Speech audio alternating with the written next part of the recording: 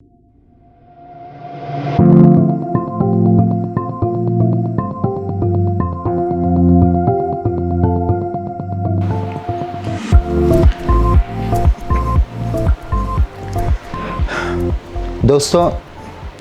आप देख रहे हैं कि मैं इस कदर आराम से आकर के बैठ चुका हूँ, रिलैक्स कर रहा हूँ।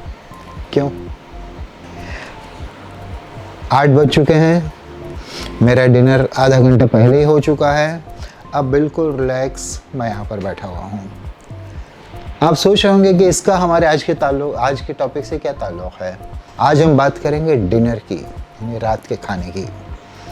देखिए, डिनर एक ऐसा खाना है जिस पर आम तौर पर लोग तीन गलतियां कर लेते हैं।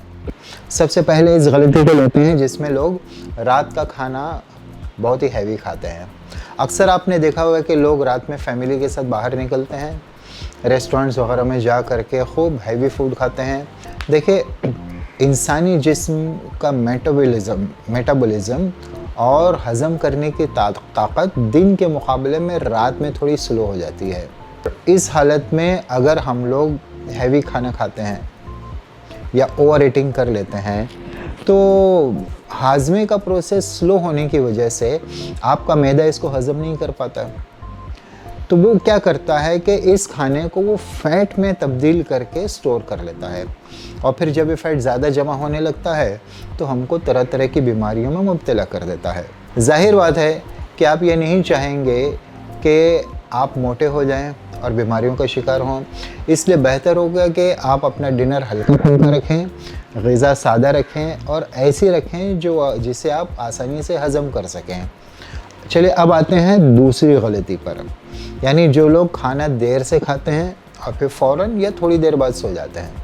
देखिए, दिन भर की भाग दौड़ जो आप करते हैं, जो काम करते हैं, इससे आपके जिस्म में जो सेल्स होते हैं उनमें टूट फूट होती रहती है, और अच्छी ग़िज़ा और भरपूर नींद आपके इन टूटे फूटे सेल्स को ना सिर्फ रिपेयर करती है बल्कि उनको पहले से ज़्यादा स्ट्रॉन्ग भी बनाती है।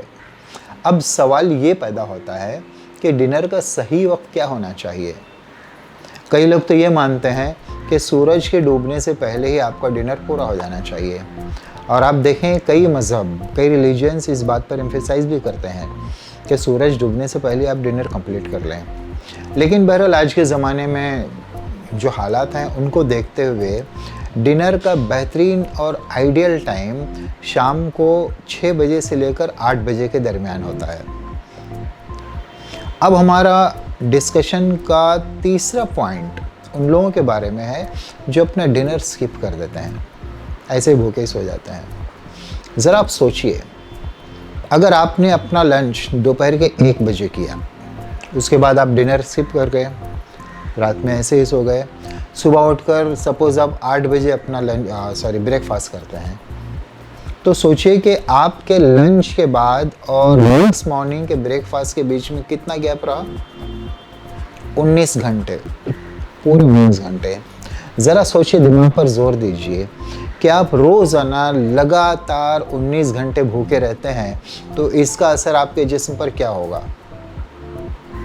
सीधी सी बात है, आपका जिस्म हमेशा थकन और कमज़ोरी का शिकार रहेगा। दूसरी ये कि जब आप इतने लंबे वक्फे के लिए भूखे रहते हैं तो आपका जिस्म ऑटोमेटिकली सर्वाइवल मोड में चला जाता है।